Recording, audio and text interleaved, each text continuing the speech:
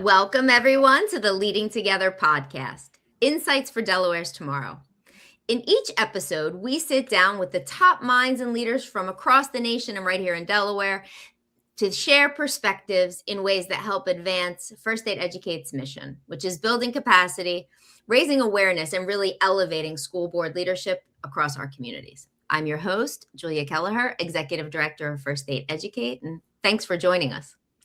Today, I'm thrilled to welcome Dr. Rachel Slaughter. She's a veteran educator, published author, nationally recognized voice on literacy and multicultural education, but really just a phenomenal woman. She brings more than 30 years of experience working in both urban and suburban school systems, so has seen a lot of different perspectives, but she's served sort of in the classroom as a teacher, as a specialist, as an advocate for increasing literacy among young adults. So she's really seen it from every possible perspective. Graduate from Cabrini, she worked as a writing specialist at the college before earning 2 fellowships and received a record of professional publications and endless national presentations. Her doctoral degree in cognitive studies and reading from Widener complements her where she did her dissertation in multicultural literature in private schools through the lens of critical pedagogy, which I hope that she talks to us about today. She also has another book that she published. I'll let her tell you about it herself, but it's called Turning the Page, The Ultimate Guide for Teachers in Multicultural Literature. And we have a fantastic show planned for you tonight. Rachel, thank you so much for being here. Thank you for having me. This is fantastic. I appreciate it. So you've spent your career, I mean, I did some of the highlights. I certainly wasn't able to cover all of it because you're well accomplished, but you've spent your whole career at this intersection of literacy and culture. And, I when we talked earlier, you shared about the connection to your own journey.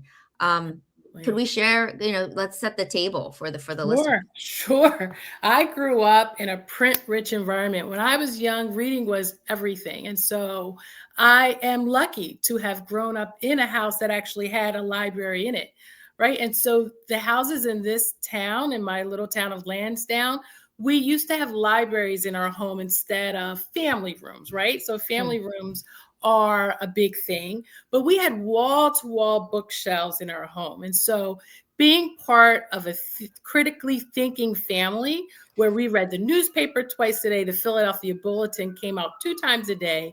We read to each other, we read out loud. Everyone was talking about books. It was just a dynamic time in my life. Also, I grew up in close proximity to a library, right? And so daily trips to the library on my way home from school was just the norm, right? So that's how reading became my background. Yeah. And it's really interesting because as you tell that story, I'm aware that not every child today has that same opportunity. And I would argue, it could have gotten worse. Access could have, instead of books becoming more accessible, become less accessible to children. Absolutely. Right. And so I'm lucky to say that even in the library setting, my librarian, we knew personally. His name was Michael. He's an amazing person. I still see him to this day in this town, in our local library. He would order books for me. Not only did I get books from my parents, but the local library would actually personally interview me to get the right books just for me, right? And so that is what set the stage for the work that I do today. Yep. So let's talk about that.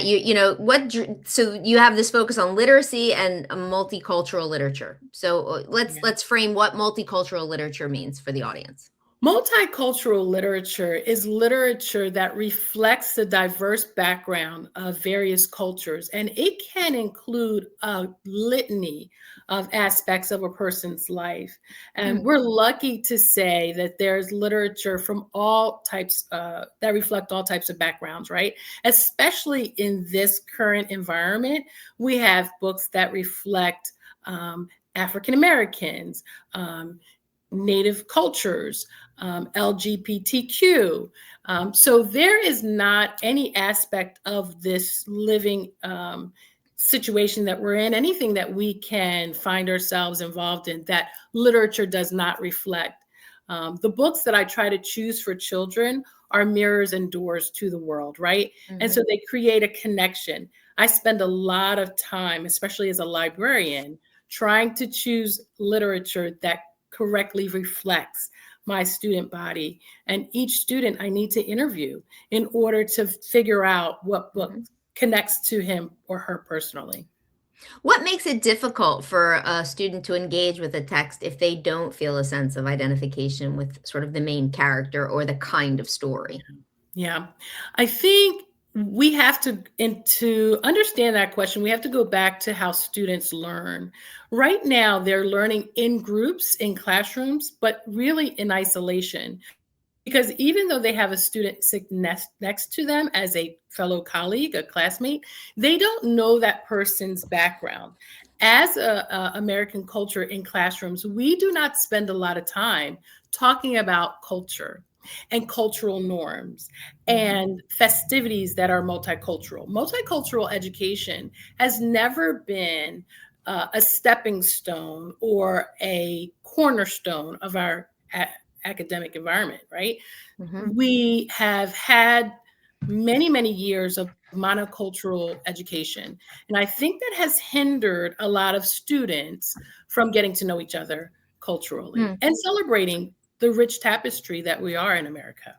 Yeah, I mean, it is interesting. I remember, maybe when I was in schools a little bit too far ago, but when I was teaching in schools, that there were days where teachers would actually go out of their way to make sure that there was if there was a cultural heritage day somewhere about, so the history of some place, Yes, that they got a chance to celebrate that. And it was really meaningful for the students as an awareness factor, right? Like, I mean, absolutely.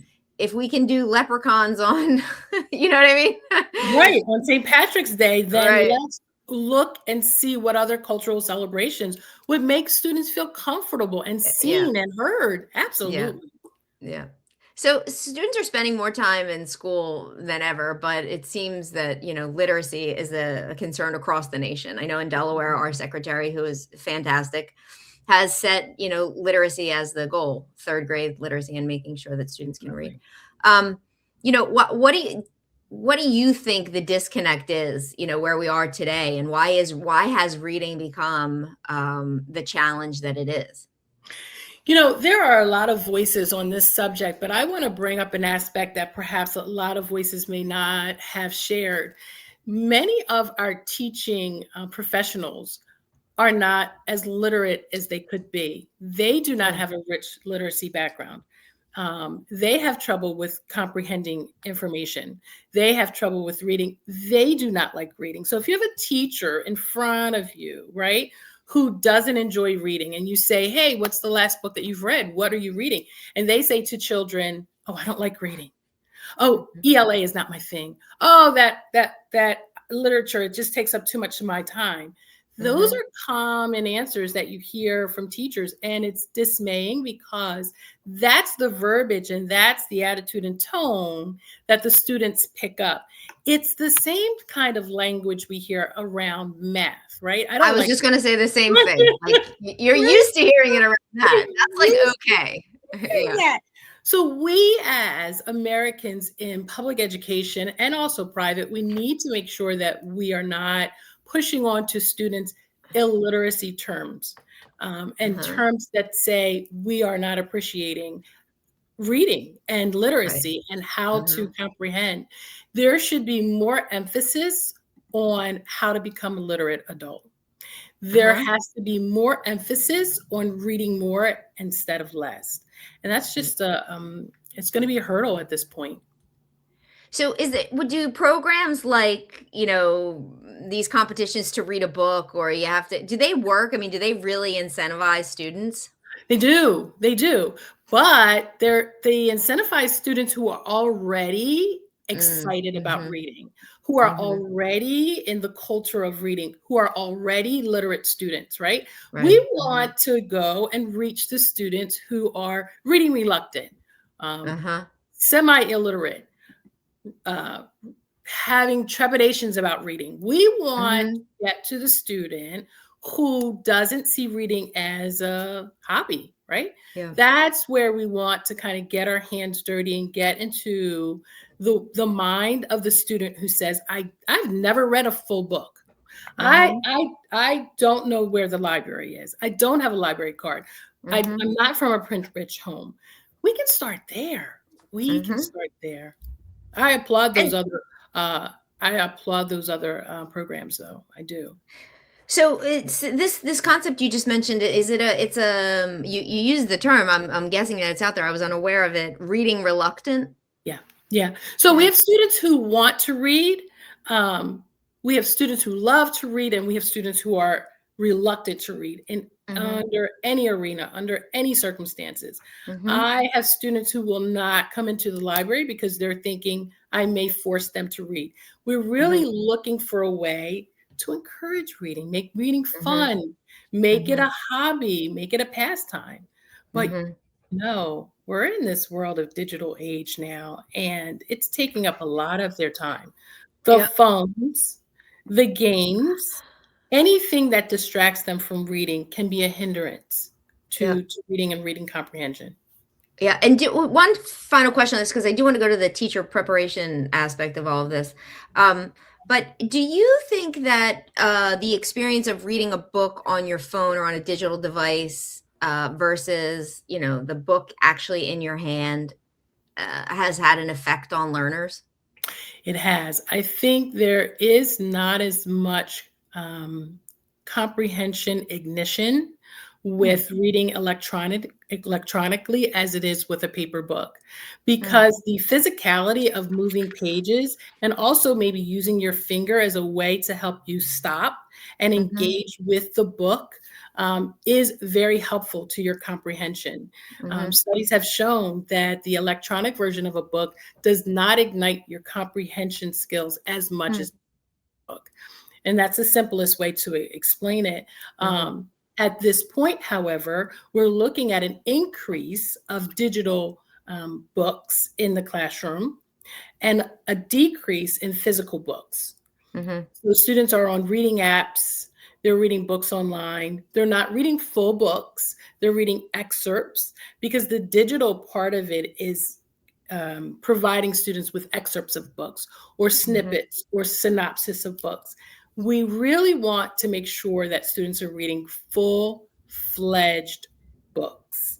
Um, mhm, I think if you were to survey 100 students between the ages of 12 and 14, they may tell you they've not read a whole book. Because mm, remember, in that age group, books are now between 75 to 150 pages. mhm, Whereas in the elementary schools, you may be reading 10 pages, perhaps, mhm, right? And so without having read a full book, the comprehension skills can lag. mhm.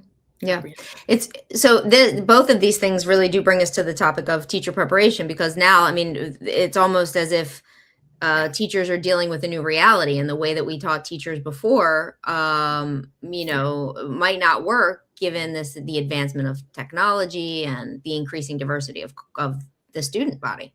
Absolutely. And we have to remember too that if you have a student now that's in a reading slump, because reading starts in kindergarten. Actually, reading can start pre-K, of course, we know.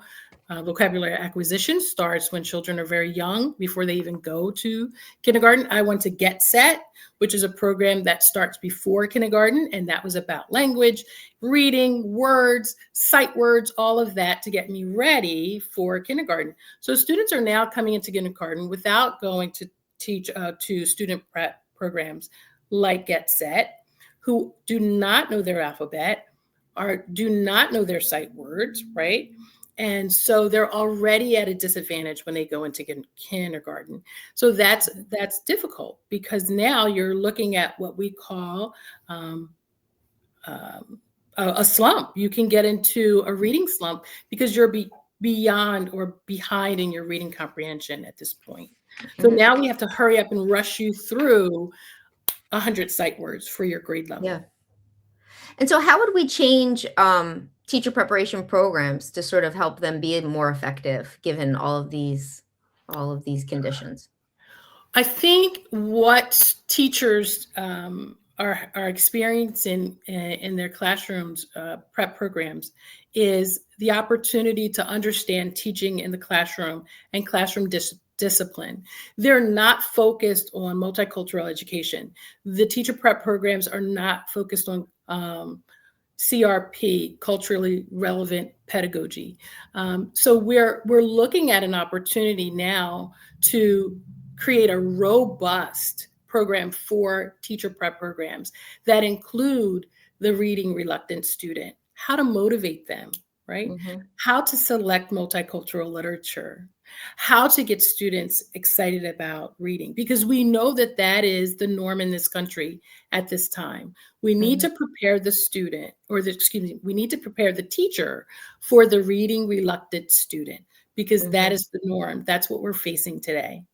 Mm-hmm. And how do this sort of was coming to my mind when I was thinking about students who speak other languages, and English isn't their first language. So if reading is a challenge to begin with, what happens when you're trying to read and you've got to learn to read, and now you've got this new language that you're also trying to master at the same time? Absolutely.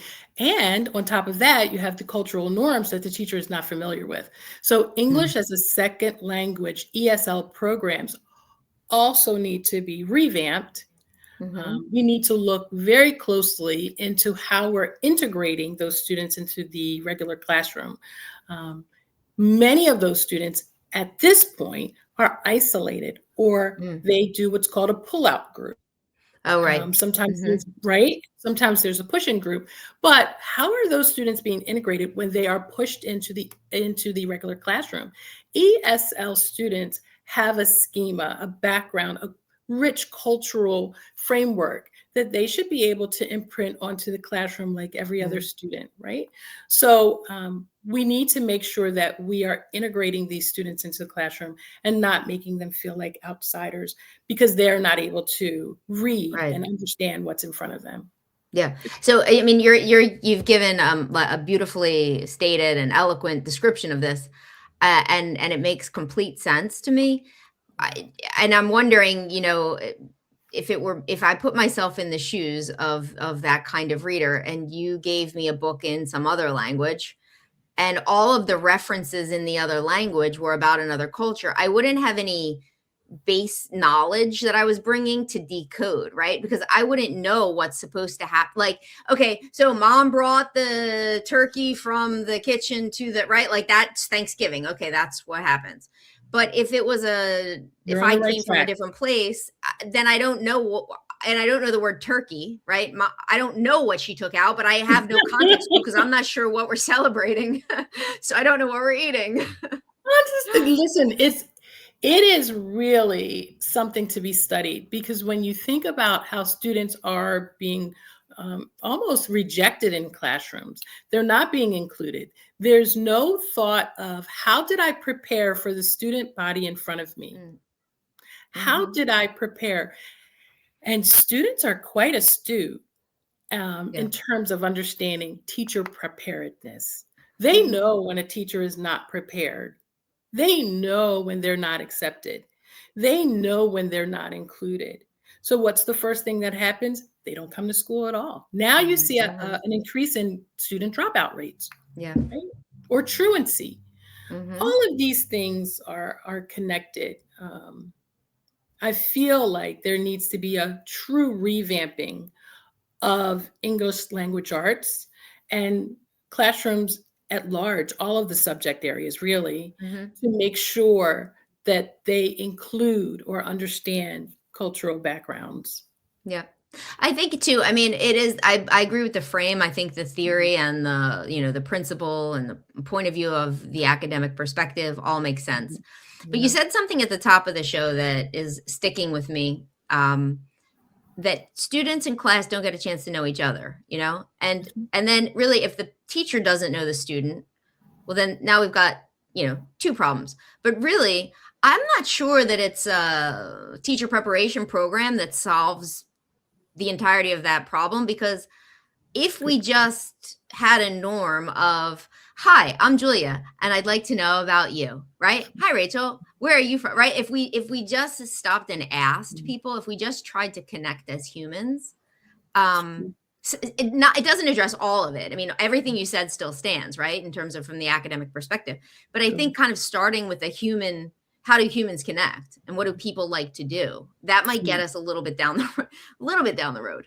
Understood. And that's absolutely true. And I would celebrate the opportunity to have a classroom where there are fewer students and more opportunity to get them to know each other more closely. There are opportunities for them to dialogue with each other candidly, and share their backgrounds. And that's where multicultural education comes in. That's where those celebrations you were talking about comes in. Bring in the food that you love at home. What are some of the celebrations that light you up, right? Who are your family members and how can we connect them to the classroom? Why must our classrooms be isolated from where we live? We have teachers who teach in schools that don't know where the local stores are in the districts where they teach, right? So they're teaching in schools where they don't know the neighborhoods. We need to start there. We need to have shared language. We need to have shared experiences about even the neighborhoods where the students live. Yeah, it's really interesting. So we could talk for hours about this, but I want to turn our attention, if we could, to the swap, right? The strategy called the swap and what you've been trying to do in your book. I mean, I definitely want the audience to have a chance to hear about this strategy and also your book. So I am proud to talk about turning the page. And turning the page, the textbook and the workbook, is simply a way for teachers to begin to understand their own biases and to learn about other cultures, but to also understand how to move away from the canonical texts that are the norms in the classrooms and replace or have adjacent to those texts multicultural texts that are of the same framework, of the same themes, would include maybe multicultural themes that would help students celebrate each other, right? So for example, if you're looking at a book like Little Women, perhaps you can say, okay, Alcott has an awesome book about family and about women empowerment. But what if we looked at another book like Inside Out and Back Again by another author?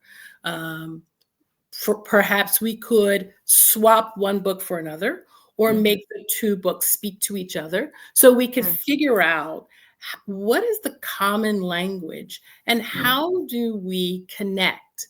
Here's why I say this. I went to school in what's called PWIs, predominantly white institutions. I'm from a diverse neighborhood. When I say that my teachers lit up, became so excited about talking about books that are canonical, like Little Women, but never once was I in school where they lit up and talked about books where multicultural characters were the protagonists. I never had books that were multicultural based when I was in school. So I always felt like an outsider. And I knew I loved reading, and I knew every book in my home had was by an African American author or celebrated multicultural education. But I would come to school and it would be the exact opposite. I wanted to share a book with a teacher. I wanted a teacher to talk about a book and be excited that kind of expressed my home life and showed pictures of brown people.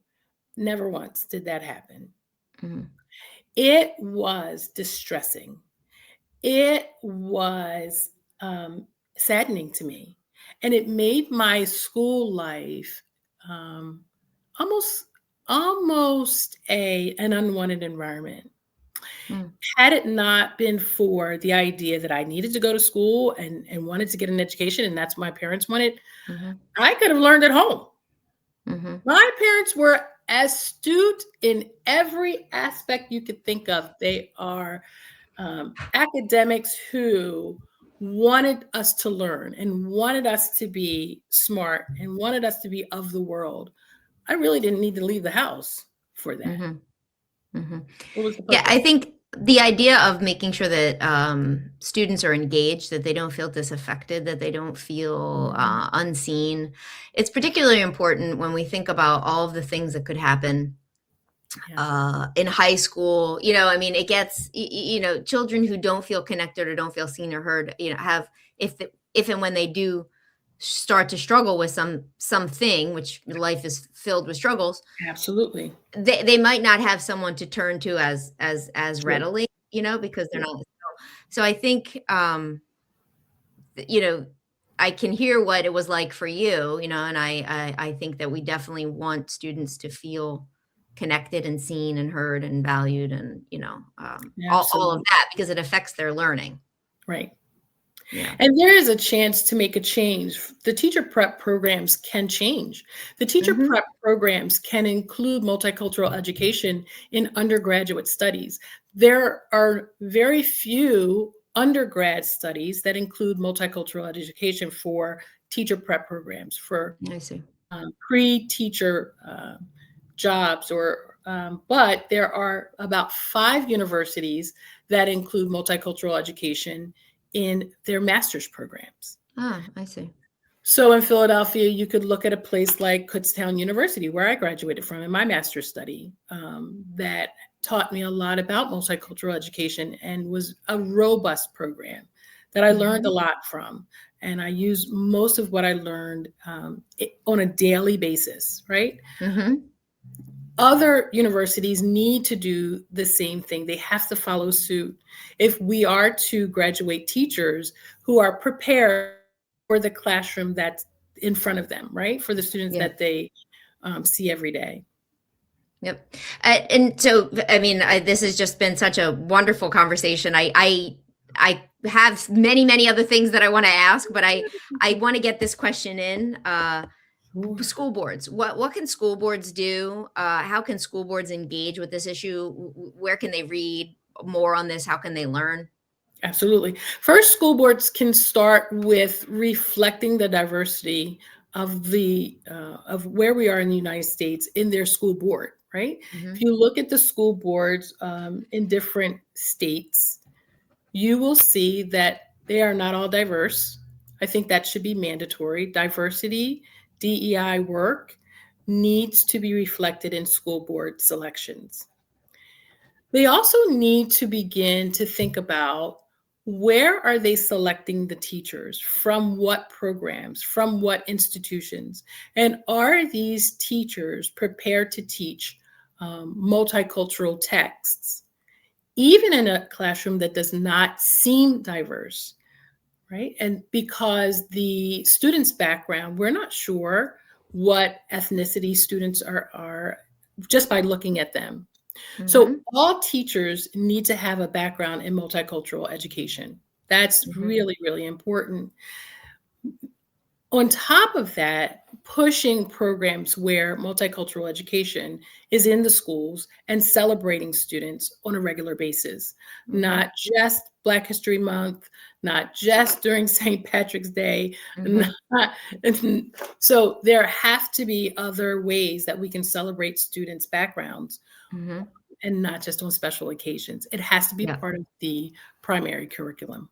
Oh, thank you for sharing your perspectives. I mean, we talk about the importance of literacy at the home. That's where you started, right? I mean, and everyone can families can, and schools and systems can help put books in classrooms. The importance of having students get to know each other, the teachers getting to know each other, the opportunity for a child to identify with the story and a character, the training programs that help teachers deal with technology and reading Yes. reluctant students. And this, I learned a lot about this physicality of reading. I wasn't aware of that. Um, the unique context of for English language learners, this swap strategy, which was pretty cool, Yes. and turning the page, your book. So thank you so much for joining us. I mean, what Thank a you. wonderful conversation, and enriching on many, many levels. Thank you so much. It's been a true pleasure. Thank you. Sure. And to our guests, thank you so much for joining us. If you want to find more information on literacy and multicultural education, I encourage you to check out the Knowledge Hub. We'll see you next time. Thank you.